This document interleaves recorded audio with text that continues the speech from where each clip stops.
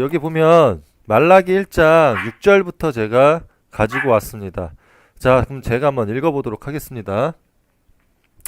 여기 보시면 제사장과 백성들의 죄 이렇게 되어 있죠. 내 이름을 멸시하는 제사장들아, 즉 목사 신부들아, 나 만군의 여호와가 너희에게 이르기를 아들은 그 아버지를, 종은 그 주인을 공경하나니 내가 아버지일진데 나를 공경함이 어디 있느냐라고 했어요. 내가 주인일진데 나를 두려워함이 어디 있느냐 이렇게 합니다. 그럼 이 종은 누구겠어요? 종. 우리가 기본적으로 내용을 봤을 때 이 종이라고 불렸던 존재가 세례 요한이에요. 근데 이 세례 요한을 예수가 비유하기를 인간 중에 가장 높은 자요 했습니다. 그러면 인간 중에서 가장 높다고 한다면 이것을 무엇이라고 비유하냐면 지구에서 쉽게 말하면 70억 인구 중에서 가장 으뜸인 사람. 자, 그 사람을 종이라고 해요. 그러면 천국에서 종은 가장 낮은 자라 그래요. 그렇죠. 낮은 자. 그러면 천국에는 계급이 엄청나게 많은데 여기에서 예수가 종을 인간 중에 가장 높은 자였으면 지구 70억 인구 중에 가장 높다고 비유를 봐야 돼요. 그러면 그 자는 천국에서 가장 낮은 자다라고 그랬어. 그러면 무엇이 느끼세요? 에덴 동산이 끝이가 아니라는 게 벌써 견작이 나오죠?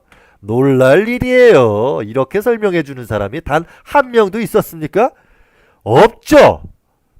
왜냐면 천국에 오지도 못한 땅의 난자의 독사의 뱀들, 족보도 없는 독사의 뱀들이 날뛴다는 거예요. 이 족보라는 거는 인간의 말하는 족보를 뜻하는 게 아니라 천국에 온 자, 영으로서의 족보도 없는 것들이 천국을 너무 쉽게 만들고 논하기 때문에 문제가 생기는 겁니다. 자, 그럼 계속 이해를 해보세요.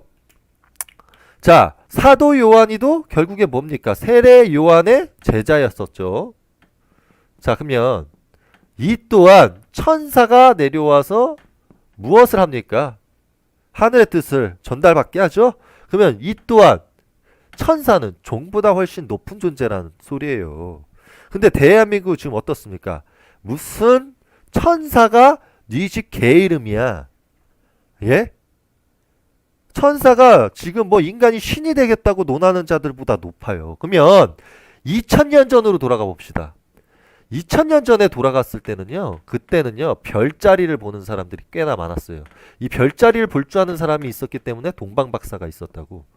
그러면 이 동방박사가 별자리를 보고 있는 와중에 사람에 대해서도 스스로 알아보는 명약사주라는 개념도 있었다 그랬어요. 그때 당시에 없었던 게 아니야. 자, 그럼 제가 말하고자 하는 게 뭐냐면 그때에도 영성이라는 지식이라는 것도 있었고 각종 신들을 섬기는 자들이 있었어요. 그리고 인간이 신이라고 떠드는 자들이 또 있었다고. 자, 그럼 인간이 신이라고 떠들고 자기가 파라오, 예를 들어서 수많은 진짜 이집트의 신들이 자기가 신이라고 그러고 I am a god. I am a god.